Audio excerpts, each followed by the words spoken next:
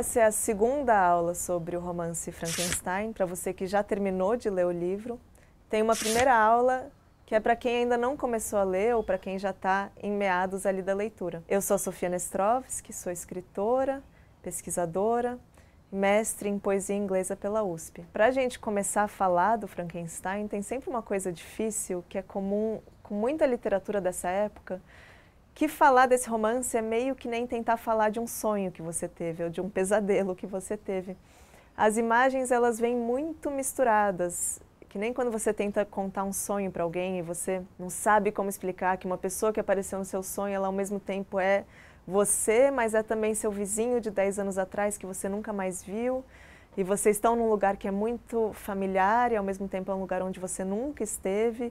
E quando você tenta colocar isso em palavras, você sabe que você não está dando conta de falar as coisas mais importantes desse sonho, que escapa de você. Essa literatura do século XIX, ela também tem uma tendência parecida. Quando você tenta esquadrinhar de um jeito muito objetivo, a coisa escapa da sua mão. Isso tem um motivo. Isso tem um motivo que é que os escritores nessa época, muitos deles, estavam investigando um modo simbólico de escrita. Agora, falar em símbolo hoje é muito complicado, porque a gente tende a assimilar de um jeito muito diferente do que esses escritores estavam pensando naquela época. Hoje, quando a gente fala em símbolo, a gente sempre fala tal coisa é símbolo de tal outra coisa. Assim, se você vê uma garrafa de vidro que você não sabe o que tem dentro, mas tem um desenho de uma caveira nela, você sabe que aquilo é símbolo de que o conteúdo é venenoso. Se você vê um semáforo verde, você sabe que aquilo é símbolo de que você pode atravessar a rua. Se ele estiver vermelho, é símbolo de que você não pode atravessar a rua. Tem milhões de exemplos que imagino que também você consiga pensar em outros. O leão na floresta é símbolo do rei no reino e daí em diante. Nessa literatura do século XIX, que está bebendo em fontes muito mais antigas, fontes da mística e principalmente de uma mística medieval, o símbolo, pelo contrário, ele é aquilo que nunca deixa de criar significados.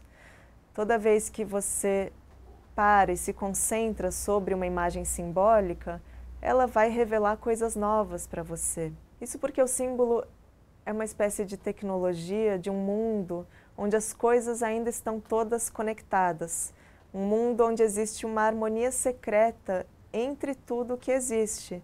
Quer dizer, existe um mesmo sentido por trás, oculto, de mim, dessa árvore, dessa chuva, das leis da natureza. E se eu parar para pensar, para observar, com muita atenção qualquer um desses fenômenos, eu estou descobrindo coisas sobre todos os outros. Quer dizer, se eu parar para observar uma árvore com atenção, ela vai revelar coisas sobre mim, sobre a minha interioridade. E o contrário também funciona. Se eu parar para me observar, para me autoanalisar, eu também vou descobrir coisas sobre o mundo. Essa é uma cultura antiga, tradicional, em que toda forma de conhecimento do mundo é uma forma de autoconhecimento, e também todo autoconhecimento é um conhecimento sobre o mundo.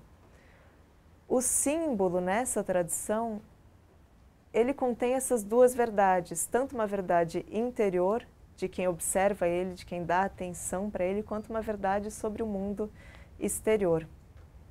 E tem algo de simbólico na criatura do Frankenstein. Então, com isso em mente, eu quero propor uma leitura também simbólica do livro, pensando que, com certeza, não é a única leitura possível. Justamente por a gente pensar nessa imagem da criatura como uma imagem simbólica, isso significa que ela vai ter significados que se multiplicam, que nunca param de gerar novos e novos significados. É uma imagem que tem muita vida dentro dela. Então, nessa edição do Frankenstein que você tem, você vai encontrar outros textos de aparato que vão fazer outras leituras.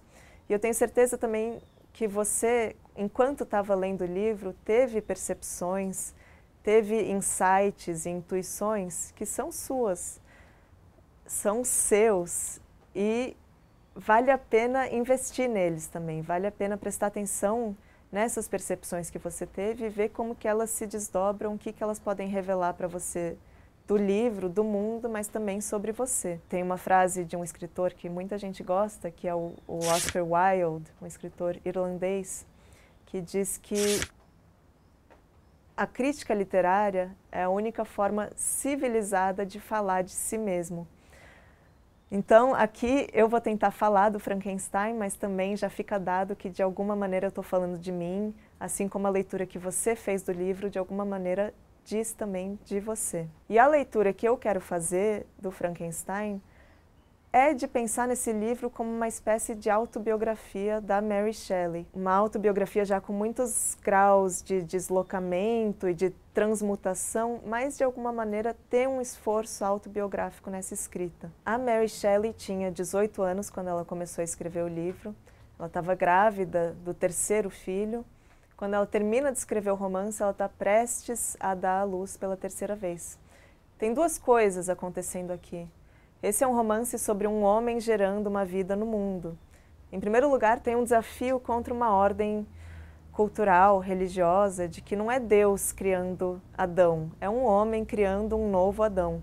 Mas também é um homem criando uma vida e não uma mulher criando uma vida. Com certeza tem muito para a gente pensar aqui sobre o que é criar uma pessoa, sobre o que é ter um filho, sobre o que é ser uma mulher e engravidar. Para você que assistiu já a primeira aula, lembra de quando eu contei que a Mary Shelley ficou órfã de mãe logo nos primeiros dias de vida e que ela teve que ser criada pelo pai e que o pai se colocou numa posição de dizer assim, olha, eu não sei como criar um bebê, eu só sei muito de filosofia, eu sei sobre política, mas eu não sei o que fazer diante de uma criança com necessidades de criança. A criatura do Frankenstein também, quando nasce, não tem acesso à própria infância. Ela logo, quer dizer, não é que nasce, né? Mas ela logo ganha vida e precisa aprender a se virar por conta própria. Quando o pai da Mary Shelley se vê sozinho e viúvo, ele diz que ele nunca mais vai conseguir ter felicidade nessa vida, depois de ter perdido a mulher. A criatura do Frankenstein, também quando começa a atacar o seu criador, sempre os ataques acontecem em situações que vão impossibilitando o criador de ter uma felicidade conjugal. Até nos sonhos isso também acontece. Se você lembrar no comecinho do livro, o Victor Frankenstein conta de sonhar que ele finalmente vai se encontrar com a Elizabeth, que eles vão dar um primeiro beijo. E nesse momento em que eles estão prestes a dar um primeiro beijo, a imagem dela se transforma. Primeiro ela vira um cadáver e em seguida ela vira a própria mãe dele.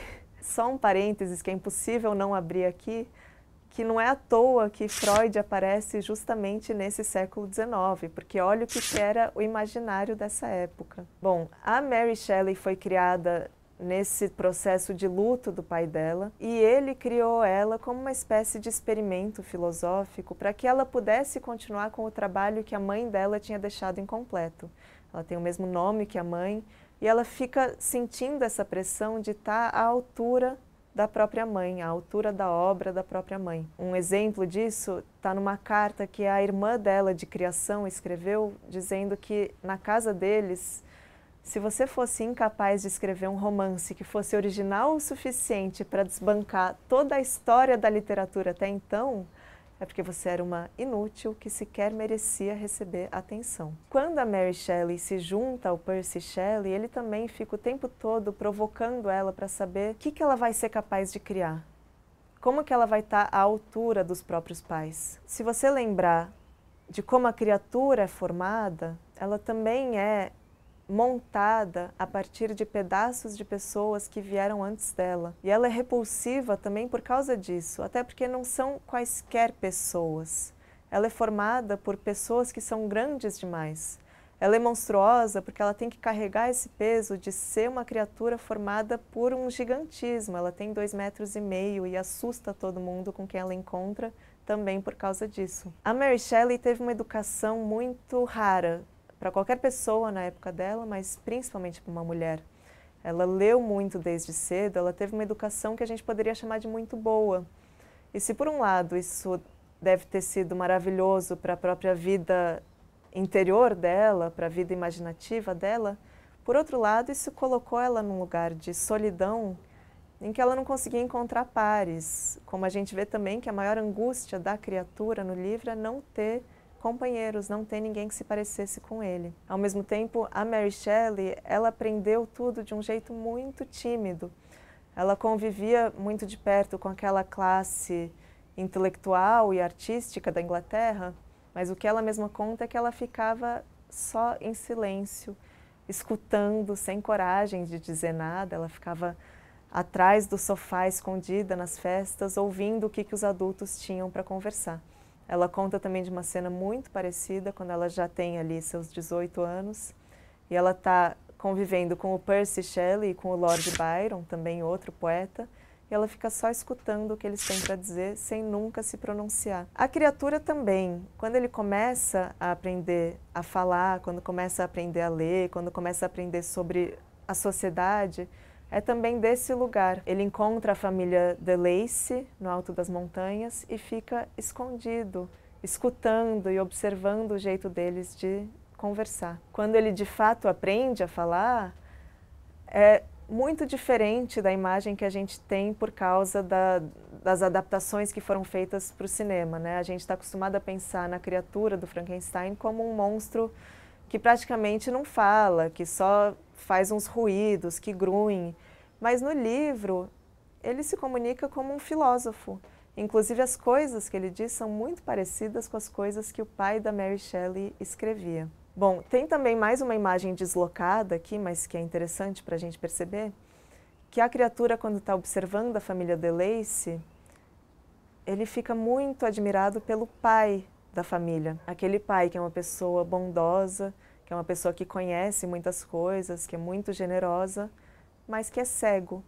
E tem a cena ali no romance em que a criatura vai e fica de joelhos, implorando para ser notada, implorando para ser acolhida, e o pai não consegue perceber o que está diante dos olhos dele. A gente imagina como que a Mary Shelley deve ter se sentido enquanto crescia nessa família. E aqui tem também um desvio para eu fazer, para sair um pouco dessa coisa mais autobiográfica, mas também para falar de uma outra referência que é importante para esse livro, que tem um precedente literário para esse tipo de cena de autodidatismo. Isso é muito comum nos livros que estavam começando a circular naquela época, que contam as histórias de pessoas que foram escravizadas. Começa a ter nesse momento na Europa, de modo geral, mas principalmente na Inglaterra, relatos autobiográficos de homens e algumas mulheres que foram escravizados, foram levados para as colônias, mas que conseguiram de algum jeito comprar a própria liberdade e conseguiram sobreviver para contar a própria história. Tem um livro em especial, que é um livro de um autor chamado Olaudah Equiano, em que ele conta a própria história, em que ele conta de como ele começou a aprender o inglês, também de uma maneira muito parecida, quieto, ali em silêncio, observando os outros. Depois ele começou a aprender a ler desse jeito também, porque ele via as outras pessoas lendo, e ele pegava uns livros ao acaso e tentava ver como que aquilo era possível, como que funcionava a leitura. Esse livro chegou na Inglaterra, foi muito lido, e uma das primeiras pessoas a resenhar ele foi justamente a mãe da Mary Shelley, a Mary Wollstonecraft. Ela escreve uma resenha falando muito bem do livro, falando que é muito importante esses relatos começarem a aparecer, mas falando também que dispensaria assim, a metade final, o terço final, em que o autor conta de como ele se converteu ao cristianismo, porque para Mary Wollstonecraft aquilo lá é uma caretice e toda religião é uma forma de engodo. Mas enfim, o livro Frankenstein, ele começou a servir de diferentes maneiras, tanto para um lado quanto para o outro, na discussão em torno da abolição da escravidão. Algumas décadas depois da Mary Shelley publicar, tem uma peça de teatro inspirada nele, que é encenada em Londres, que foi uma peça que fez muito sucesso, em que o ator que faz a criatura, ele é caracterizado como se ele fosse um homem africano. Quer dizer, como se ele fosse um homem como os europeus daquela época imaginavam os africanos. Também no filme de 1935, se eu não me engano, A Noiva de Frankenstein, que foi também um filme de muito sucesso, a criatura, no fim, ela é linchada em praça pública, que era a prática ainda comum naquela época que se fazia com a população negra nos Estados Unidos. Essa imagem vai servindo, a imagem da criatura vai servindo para propósitos muito diferentes e que muitas vezes não tinham nada a ver com o que a própria autora tinha colocado ali no livro. A criatura é inclusive usada nos debates porque tinha gente que se dizia contra a abolição da escravidão, dando como exemplo o caso da criatura, falando, olha só, se a escravidão for abolida, talvez esses homens e mulheres que foram escravizados se tornem violentos e se revoltem da mesma maneira como a criatura se tornou violenta quando jurou vingança contra o seu criador. Mas para voltar para essa ideia de que esse romance funciona também numa espécie de chave autobiográfica, tem também um outro precedente literário para pensar nisso, que é que a literatura autobiográfica estava começando a surgir de fato como um gênero literário legítimo nesse momento. Quer dizer, antes disso você tem autores que escrevem autobiografias, mas sempre com propósitos específicos. Você tem histórias de santos, por exemplo, né? Histórias de conversão religiosa, ou você tem histórias autobiográficas também de gente que foi importante historicamente, politicamente, mas você não tem ainda a autobiografia da pessoa comum. E ali na geração dos pais da Mary Shelley, também por causa desses ideais humanitários da Revolução Francesa, começa a surgir um desejo por ouvir as vozes das pessoas que nunca foram escutadas. Quer dizer, você começa a ter muita poesia nessa época que fala das populações que estão nas margens. Você tem poesia sobre as mulheres viúvas, sobre crianças órfãs, sobre o sofrimento dos indígenas nas Américas. Só que começa a ter um interesse maior ainda pela literatura que fala desse lugar em primeira pessoa. E qual que era o grupo social que era, ao mesmo tempo, historicamente marginalizado, mas que era capaz de contar a própria história? Você tem as mulheres ali, as mulheres de classe média, que não eram nem tão miseráveis a ponto de não serem alfabetizadas, mas também estavam presas a essa situação em que elas não tinham acesso a uma cidadania plena.